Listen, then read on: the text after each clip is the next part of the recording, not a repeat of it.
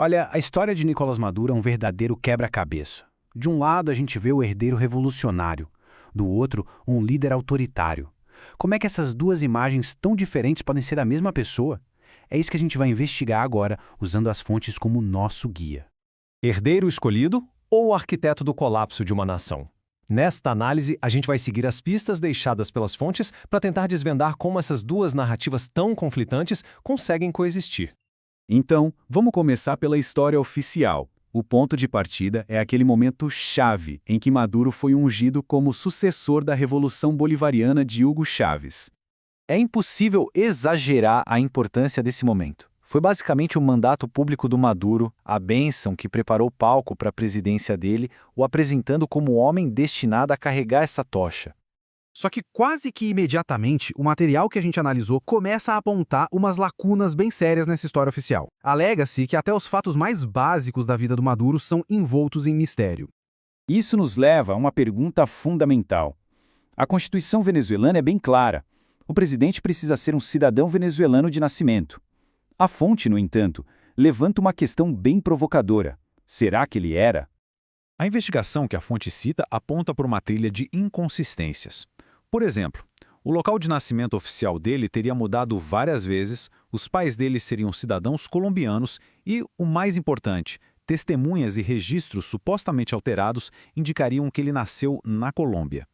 E as perguntas não param por aí não. Outra parte bem popular da lenda do Maduro é seu suposto passado como músico numa banda de rock chamada Enigma. Pois é, e aqui a desconexão fica bem clara. O homem no vídeo viral não é o Maduro, mas sim o cantor de verdade, Carlos Curo. Os próprios membros da banda negaram que ele tenha feito parte do grupo.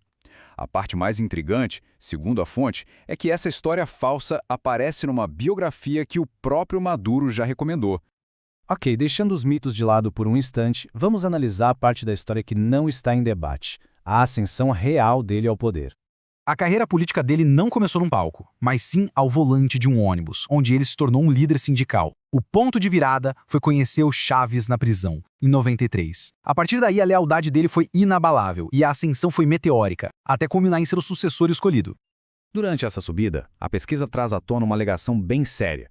Ela vem de Mônica Mura, uma marqueteira que trabalhou na campanha de Chávez em 2012. Ela afirmou que era o Maduro quem lidava com os pagamentos não declarados da campanha, o famoso Caixa 2. E o valor que ela menciona é de 11 milhões de dólares, entregues, segundo ela, em maletas de dinheiro. Esse relato pinta um quadro do Maduro não apenas como uma figura política, mas como uma peça financeira-chave no círculo íntimo do Chávez. Então, Chávez morre e Maduro assume a presidência. É aqui que tudo muda. O material de origem traça um contraste gritante entre as promessas da Revolução e a dura realidade que se desenrolou sob a liderança dele. A história econômica é simplesmente estarrecedora. Segundo os dados apresentados, a economia inteira da Venezuela encolheu 75%. Para se ter uma perspectiva, isso é descrito como o maior colapso econômico da história moderna para um país que não estava, literalmente, em guerra. E claro, números como esses se traduzem numa crise humanitária devastadora. Dados da ONU apresentados aqui mostram que 1 em cada 3 pessoas enfrentava escassez de alimentos, 95% do país sofria com cortes de água ou energia e mais de 5,4 milhões de pessoas simplesmente fugiram. Mas o que a fonte realmente destaca é a suposta desconexão entre o que acontecia com o povo e a imagem pública do presidente. Cita um incidente em 2017, quando, em meio a protestos, a resposta de Maduro foi postar um vídeo jogando beisebol. Ou aquele famoso jantar numa churrascaria de renome mundial enquanto havia fome no país. Isso levanta a pergunta óbvia, certo? Com uma crise tão grave, como é que ele conseguiu se manter no poder? A análise argumenta que isso foi feito através de uma tomada sistemática do Estado, seguindo um manual de 4 passos. Primeiro, aparelhar os tribunais. Segundo, neutralizar a legislatura eleita pela oposição, criando uma nova Assembleia Leal. Terceiro, garantir a lealdade dos militares. E, finalmente, silenciar a mídia. E é importante notar que essas alegações de repressão não vêm só dos inimigos políticos dele. O material que a gente examinou se baseia fortemente num relatório de direitos humanos das Nações Unidas. A gravidade da situação é reforçada aqui. A ONU é citada como tendo encontrado provas independentes de abusos sistemáticos e severos, o que validou muitas das denúncias. Os detalhes no relatório da ONU são gráficos e profundamente perturbadores.